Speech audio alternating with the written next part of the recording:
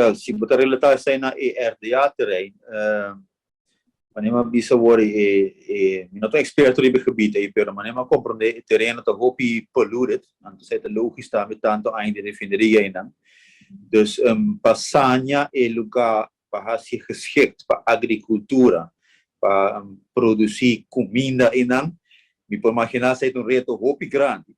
Dus pensei também a ideia tá para seguir com indústria, não per se agricultural ribe terreno aí.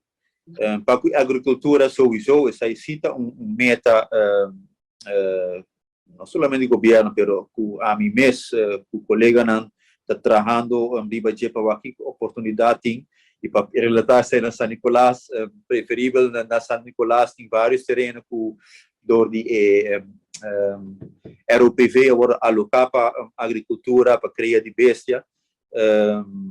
Nós também estamos em contato com a Holanda, por exemplo, para também ajuda-nos riba o terreno aí para sobre na rua, nós não temos hobby, expertise, hobby, experiência ainda para fazer agricultura na nível que pode actually vira rendável para a companhia que está fazendo, pero também que pode segurar que nós por barra importação de comida, dus eigenlijk wanneer nós divisas na rua, cria cúpula de emprego e zorg para nós ter qualidade de comida mais alta possível e food security, dus que nós eigenlijk garantizar que nós tem comida available na rua hasta se grens não necessária, hasta nós se outro país na onde nós stop de deliver comida se nós.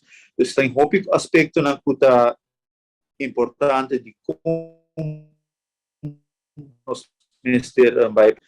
Dus tem um motivo de como nós ministério vai em direção de agricultura. Nós temos bom comunicação também com United Farmers de Aruba, com Santa Rosa.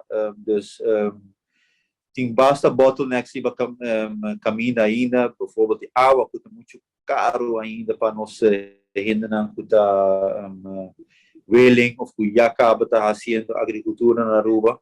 Dus tem ponto de atenção seguro de mim mesmo e de vários ministros também e nós temos que conseguir monitorar, pero para o RDA terreno tem que começar a notar echt apto para fazer agricultura riba e terreno ainda.